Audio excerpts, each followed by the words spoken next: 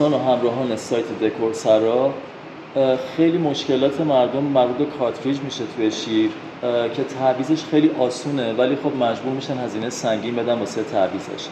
واسه این کار فقط یه آچار فرانسه نیاز دارید و یه دونه آلن کارتریج. کافیه این قالپاقو که پلاستیکیه معمولا خیلی ساده از این قسمت باز کنید. ببین توجه کنید شیر دوش این شکلیه، توالت این شکلیه، شیر آشپزخونه و روشویی هم همین شکلیه، همشون یه فرمت دارن. آلن رو به این صورت داخل میکنید، یه پیچ ریز اون وسطه، دقیقاً گیر کردنش رو متوجه میشید. قفل میشه این تو. شروع میکنید چرخوندن خلاف عقربه ساعت. این الان شل شد، آزاد این دسته، به همین سادگی. سریع کارتریجتون مشخص میشه. این قسمت یه قالپاق رنگ شده دارید، رنگ کرومه، به سادگی باز میشه مگه اینکه رسوب گرفته باشه که آب اینجاها رسوب میبنده، سفت میشه، باز شدنی سخت‌تر میشه. شما میتونی با یه چاقوی چیزی این رسوبا رو از اینجا بتراشید، دوباره همین کار رو انجام بدید، به سادگی باز میشه. میرسید به این مهره برنجی. آچار فرانسه‌تون رو تنظیم میکنید، اندازه‌شو خلاف عقربه ساعت میچرخونید با حوصله، عجله نباید بکنید که رد کنه. دقیقاً الان آزاد شد، آماده چرخیدن. یه دور بچرخونید آزاد بشه، بقیهش با دست انجام میشه. توجه کنید که به این مرحله رسیدید حتما فلک آبتون بسته باشه، چون آب آزاد میشه با فشار بالا میزنه بالا. این آزاد شد.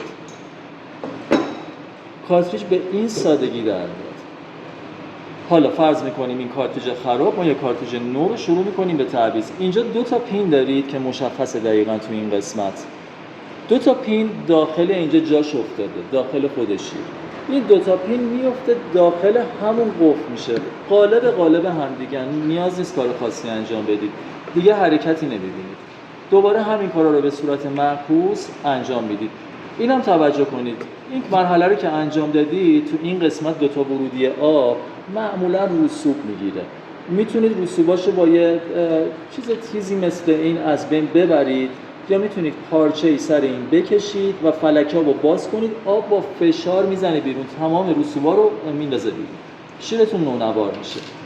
کارتریج سر جاش میذاریم دوباره به همین زاویه. مهره برنجی رو میبندیم.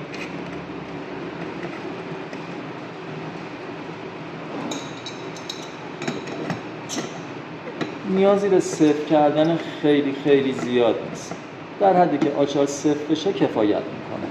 کافی. قالپاقو برمیگردونیم سر جاش.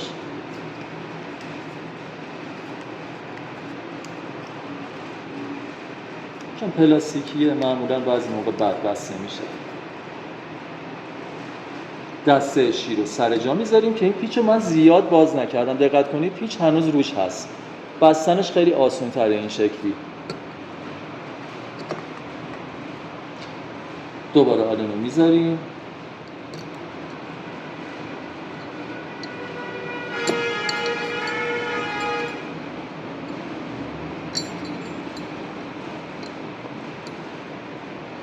صاف باشه که آچار آلن راحت تر میره داخل این شکلی. شروع میکنید به بستن. تا جایی که سفت میشه یه مقداری سفت میکنید، خیلی نه، نیازی نیست خیلی سفت بشه. بس آخرم که همین کاور نمایشی میذارید اینجا. حالا بعضی موقع سرد و گرمه، بعضی موقع تک رنگه. الان شیر فلکه رو باز میکنید، میتونید از شیرتون استفاده کنید. کارتریج سالم بدون اینکه آبی ریزش داشته باشه و فشار آبتون هم خیلی قوی تر میشه، چون رسوبا رو گرفتید از شیرتون. حالا سعی میکنیم قسمت‌های بعدی شیرهای مختلف، مشکلات بقیه رو بهتون اعلام کنیم. تو خود سایت دکور سرا همین ها رو با مقاله ها واسهتون میذاریم. تو پیج اینستامون هم هست، میتونید ببینید و مرور کنید.